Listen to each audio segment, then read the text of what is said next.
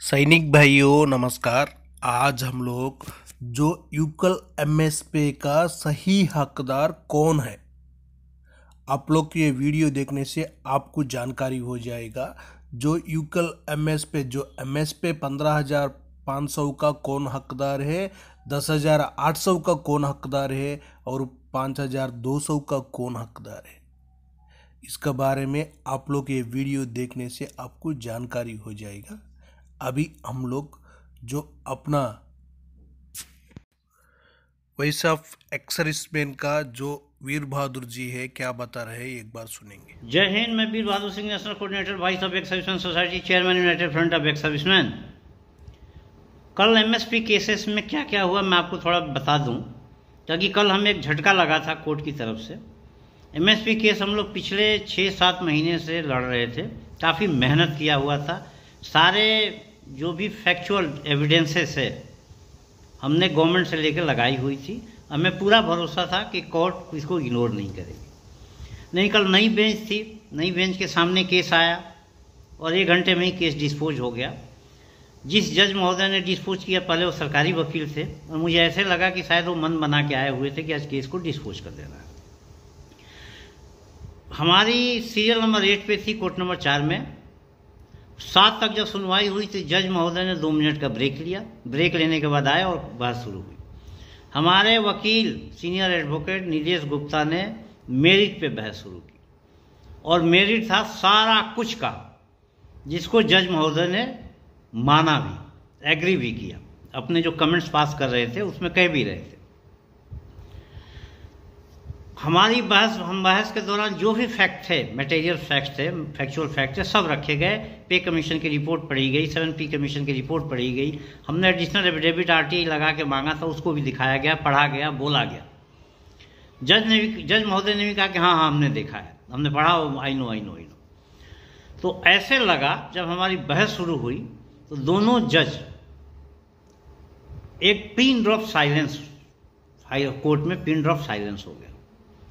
हमें लगा कि अब निर्णय हमारे पक्ष में हो जाएगा, क्योंकि कोई फैक्ट को नज़रअंदाज नहीं कर रहे हैं, कोई सवाल जवाब नहीं कर रहे हैं, कोई क्रॉस क्वेश्चन नहीं कर रहे हैं, सब हमने रख दिया है, उसको एग्री भी कर रहे हैं। तो जो पिन ड्रॉप साइलेंस थी, मैं ऑब्जर्व किया, थोड़ा सा उनके चेहरे भी मैंने पढ़ने की कोशिश की। ऐसे लगा जैसे वो किकित विमूढ़ हो गए, क्या करें। फिर उन्होंने कहा सरकारी वकील से क्या बोलिए। सरकारी वकील बड़ी चालाकी से मेरिट के ऊपर बहस ही नहीं किया। उसने इतना ही कहा कि पे कमीशन की रिपोर्ट का रिव्यू करने का कोर्ट के पास अधिकार नहीं है। और उसने Punjab and Haryana high court Chandigarh का नायक हरबाल के केसेस में, सिमिलर केसेस में जो आदेश आया था, जिसमें इस चीज़ का वर्णन था कि हमारी जो इंटरवीन है वो नहीं हो सकती, उसको कोट किया और रखा भी।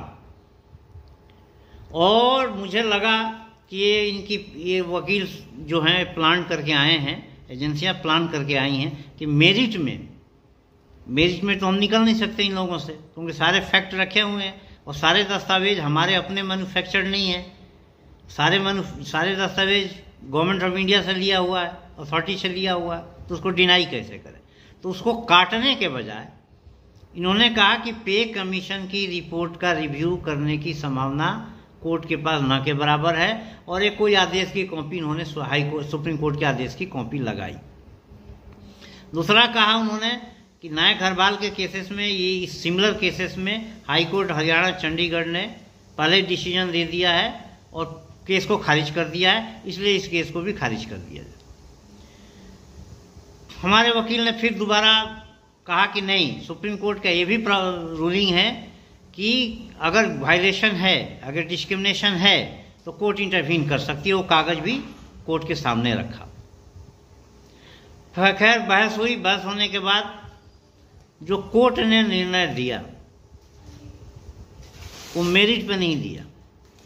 और निर्णय ये दिया कि rarest of the rare cases में पे कमीशन की रिपोर्ट में हम इंटरवीन कर सकते हैं और दूसरा दिया कि Punjab and Haryana court high court ने सिमिलरली इसमें डिस्पोज कर दिया है पहले, और वही कोर्ट जो हरियाणा का आदेश है, हाई कोर्ट पंजाब हरियाणा चंडीगढ़ का, उसी को उतारने के लिए कहा। हमारी बात भी रखी, हमारी बात को भी माना और उसका भी मेंशनिंग किया।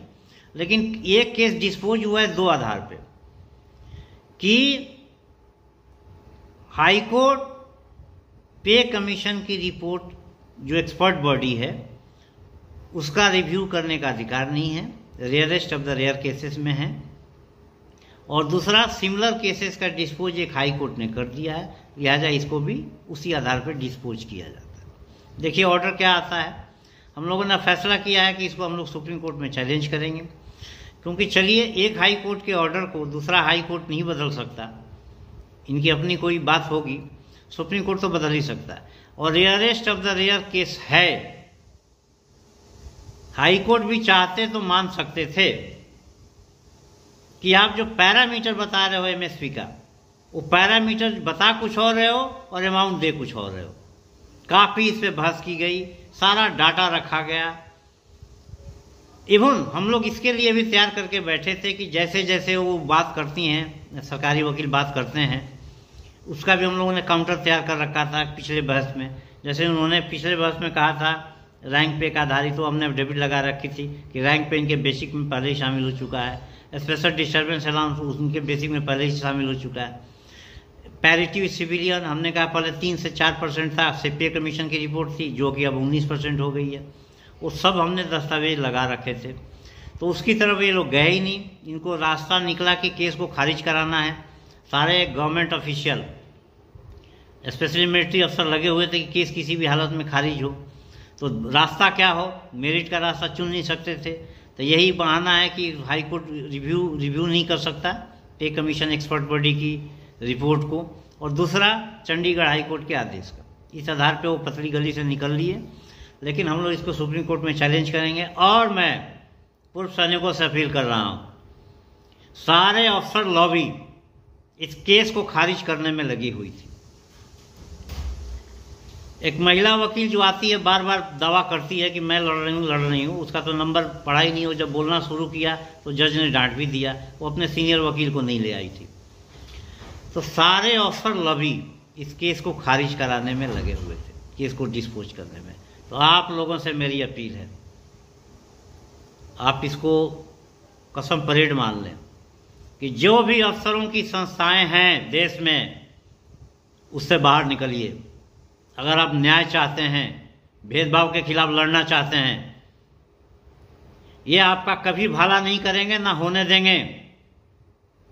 गवर्नमेंट को ये दबाव में ले लेते हैं, आपको पीछे खड़ा करके आप निकलिए, गवर्नमेंट को एक संदेश दीजिए। दूसरा, हम लोग मीटिंग करेंगे, जरूरत पड़ेगी तो प्रदर्शन भी करेंगे, और सुप्रीम कोर्ट में चैलेंज तो करना ही करना है, क्योंकि हमारी मेरिट पे बहस ही नहीं हुई, मेरिट पे निर्णय ही नहीं हुआ।